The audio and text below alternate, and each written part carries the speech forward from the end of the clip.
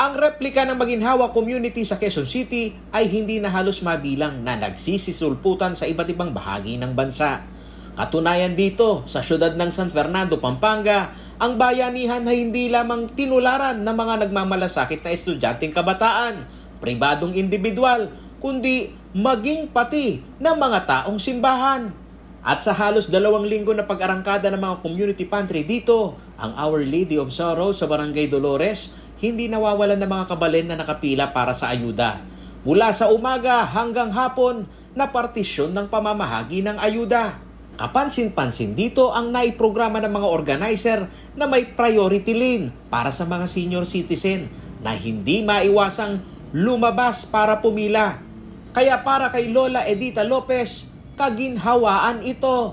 Salamat, pinauna ako. Salamat sa tulong. Nangunguna yung apong Ginoo sa taas na binigyan niyang biyaya. Ayon sa barangay tanod ng Dolores na si Alexander Ocampo, malaking bagay ang koordinasyon ng mga organizer para magkaroon ng sistema, lalo na ang asistehan ang mga vulnerableng sektor. Pina-priority po namin yung mga senior, lalong-lalo na po yung mga may kapansanan na medyo may stroke na ganon. Sila po ang priority talaga, yung mga senior natin. May inuuna yung mga senior citizen, nakahiwalay na yun sa kanila para hindi na nila kailangan pumila at makauwi na agad sila. Sa paliwanag ni Barangay Dolores Kagawad Alan Pacho, inisyatiba na nila ang tulungan ng community pantry at hindi na inubliga pang kumuha ng permit ang simbahan sa pagdaos ng pamamahagi ng ayuda. Actually, nag-volunteer na kami. Dati wala man tumutulong na barangay dito, kaya lang nakita namin nahihirapan sila.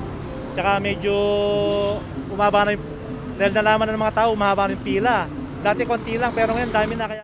Ayon kay DILG for Barangay Affairs Undersecretary Martin Dino, kailangang pangunahan ng lokal na pamahalaan ang paggawa ng guidelines na alinsunod sa community quarantine classification nito dahil mababaliwalaan niya ang konsepto nito kung ang pumipila sa community pantry ay hindi allowed lumabas.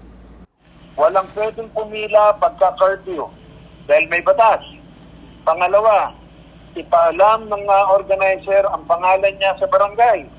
Ipaalam kung gaano karaming pamimigay para alam natin kung ilang personnel ng mga tanod ang ipadadala.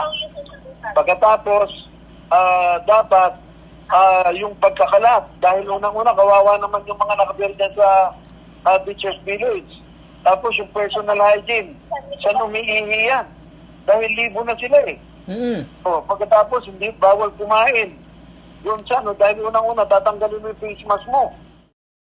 Hindi lamang umano si Yusek Dino ang nangangamba sa kalagayan ng mga community pantry na hindi maayos ang koordinasyon sa LGU.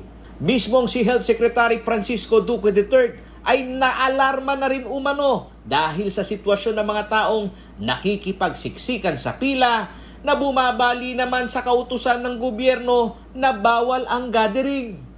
Ultimo si Secretary Duque ang nag-suggest at saka nagsabi na magiging super spreader to. Nagsalita na rin si Dr. David ng Octa Research. So ngayon, vindicated yung sinasabi ko. Hiling ni Dino, huwag umano siyang masamain sa mungkahi nito na kailangang humingi ng abiso ang mga organizer sa barangay. Dahil kahit na mabuti ang intensyon kung hindi pag-aaralan ang implementasyon, maaari umano itong magpakompromiso hindi lamang sa mga nagbibigay, pati na sa mga pobreng pinagkalooban ng ayuda. Paulo G. Santos, CLTV News.